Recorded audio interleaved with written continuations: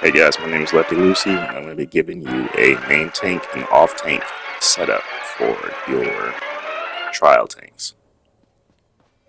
So we're going to go over the attributes first, and this is just the way I do it. I've tanked multiple trials, all dungeons, have multiple hard mode clears with this stuff. You never go wrong with it. You're going to want to put all of your 64 points into your health. It's going to be very important. You're going to be a beefy boy. You don't want to have less than 64.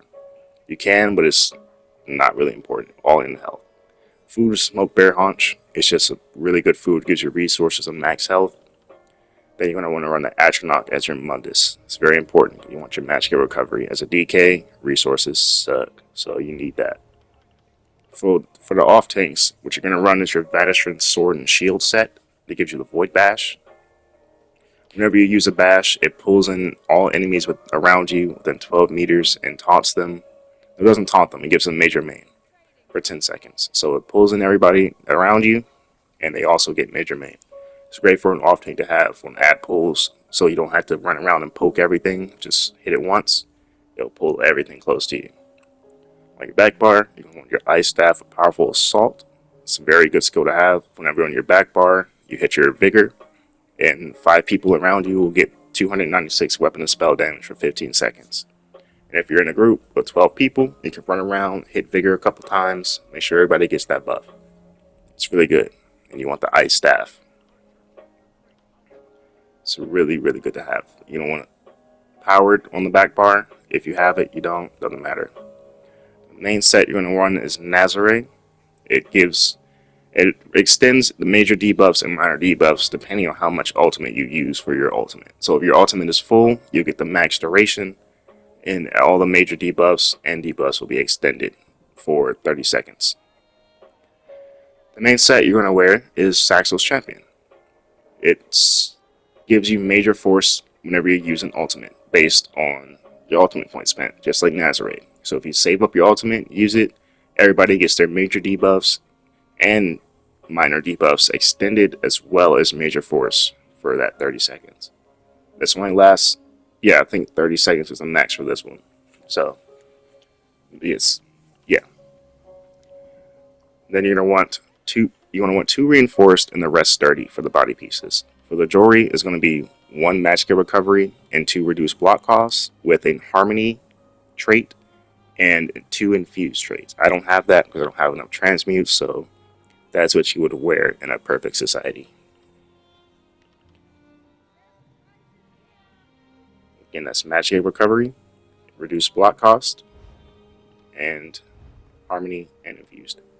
Your main skills you're going to run are Pierce Armor.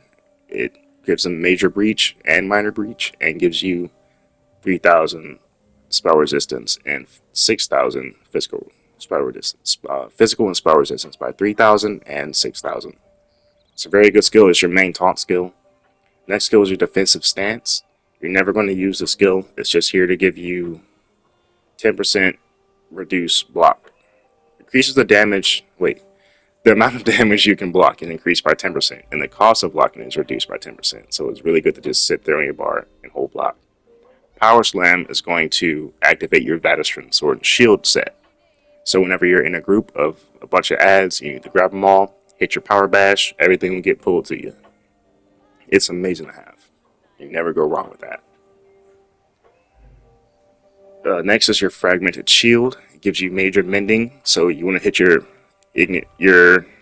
Fragmented Shield before you hit your Dragon's Blood.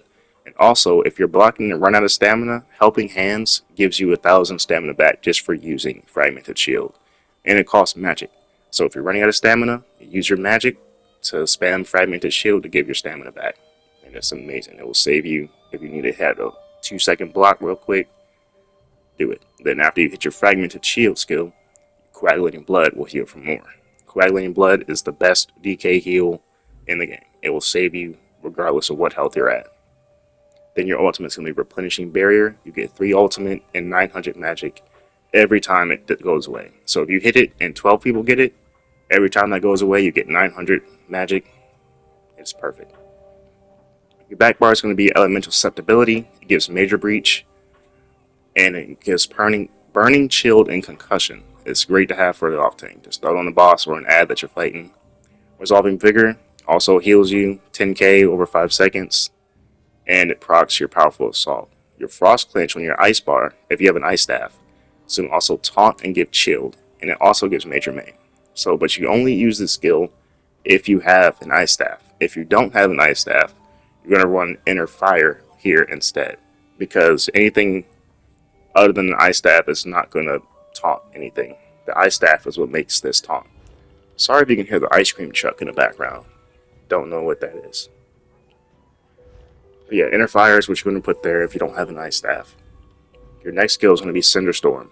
You're going to put this underneath your feet. It'll heal you for 1300. It'll heal you for 1300 every 1 second. Then you're going to want to put your Overflowing Altar down at the beginning of a fight. If someone's about to die, they can heal for 65% of their max health. You can't hit it, but your group can. So it's really good to help.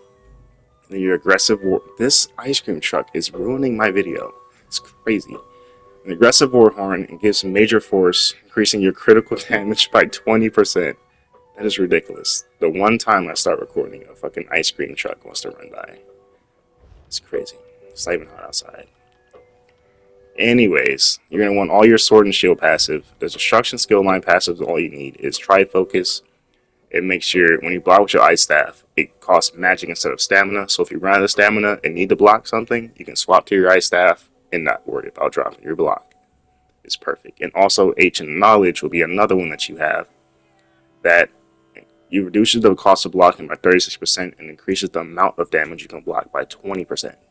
It's really good to have because if you block on your Ice Staff and you don't have no cost on it, you don't lose a lot of magic really quick, and then you're just pancake food. You don't want all your passives and you're Undaunted. I use Continuous Attack to make my horse run faster because I refuse to level it. You want Magicka Aid. It gives you 10% Magicka recovery for having Barrier on your front bar. It only works with Barrier because of the skill line. It has to be Barrier. I'm a Nord. Why not? Beefy boys fight beefy bosses. So, Nord is best for that. You can run any kind of race. I've tanked on any race, any class. It can work, so it doesn't really matter that much. So, now for your main tank. What you're going to want to change is your Vatistron. You'll change the Master's Perfected Sword and Shield. You can use Unperfected if you don't have that. Whenever you use Puncture, you heal for 6k, and you also get 6k physical and spell resistance. So it's amazing. You taunt, you heal, you get beefy. It's amazing. Then you're going to want to change your Powerful Assault to Ice Staff of Turning Tide. For this set, when you block something on your back bar, which you're going to do occasionally, you're going to taunt the boss, swap to your back bar, hold block for a few seconds, and then you're going to bash the boss with your Ice Staff, and it's going to shoot a wave that gives the boss major vulnerability, increasing their damage taken by 10%. You're going to do that every 15 seconds. Every 15 seconds, swap to your Ice Staff bar, get hit one time, bash the boss, swap back, and it'll give them that major vulnerability. That's what you mainly run for a main tank. You want to make sure every 15 seconds you're doing that to have that debuff going because it makes the boss hurt. It drops his pants, allows the DPS to do its job. The main body set you're going to want to wear here, the main body set you're going to want to wear here is Pearlescent Ward from VDSR or normal VDSR.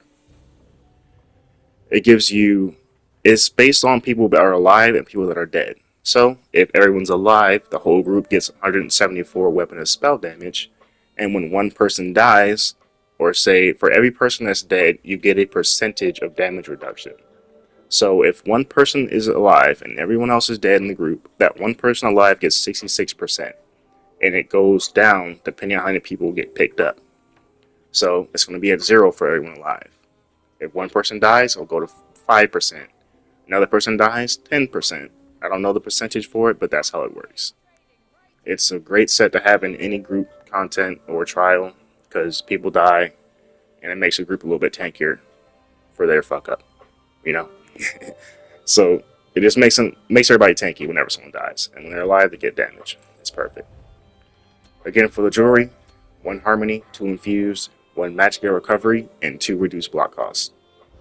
I always put the block cost on my infuse for more.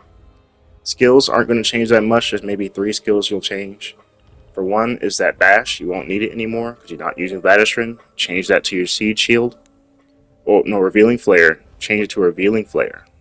While you have it equipped, it gives you 10% more damage reduction for your blocking.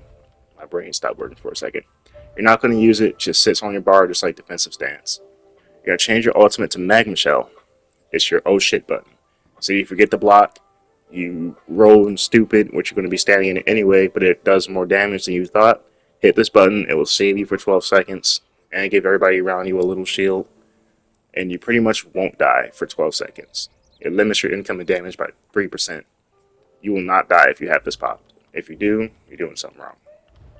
For your staff bar, you're going to want to put Elemental Blockade on. It gives everybody shield that stands in it and gives your group a little shield. It's helpful for your DPS to have that little shield in case they get smacked by some straight bullet or something. It's great. And for your Overflowing Altar, you want to change that to your chain.